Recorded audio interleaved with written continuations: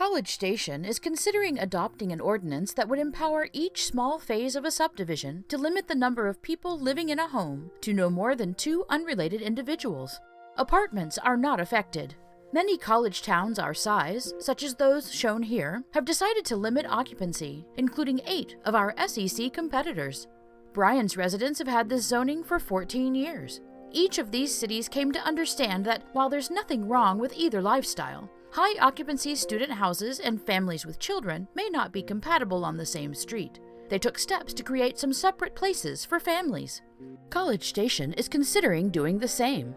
While the city allows high-occupancy for unrelated rentals in any subdivision in College Station, there is no place reserved for families and children.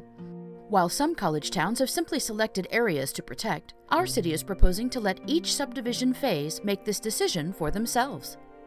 The overlay is then obtained only by those who feel they need it.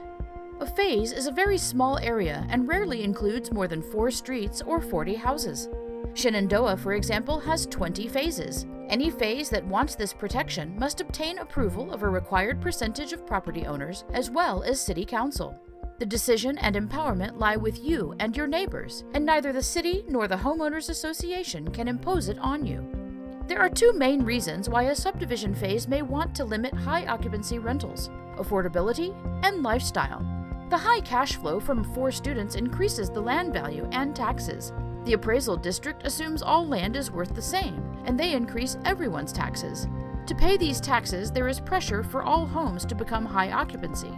The second effect is more obvious. Noise, parking congestion, poor lawn maintenance, and incompatible behaviors are common.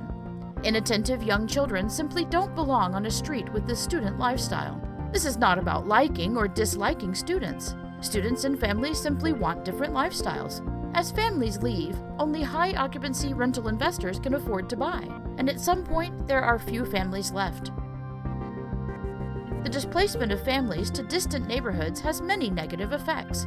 Moving means leaving close friends they raise their children with, adjusting to new schools, and finding new friends. The movement to more distant neighborhoods contributes to infrastructure costs that can be 4 times higher, increased city debt, taxes, as well as traffic and congestion. Many neighborhoods left behind are declining because families will no longer buy there. There is clearly a need to preserve places for families and children. One of the major misconceptions is that doing so would affect the availability of student housing.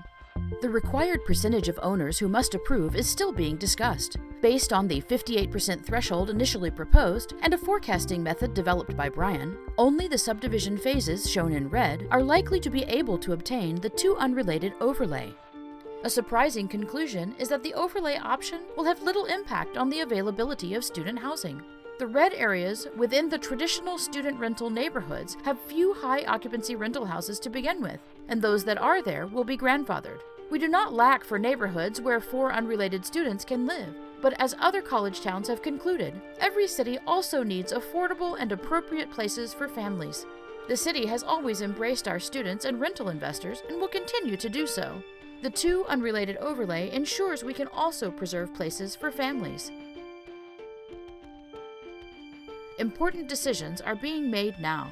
Please contact your city leadership to let them know you support establishing the restricted occupancy overlay.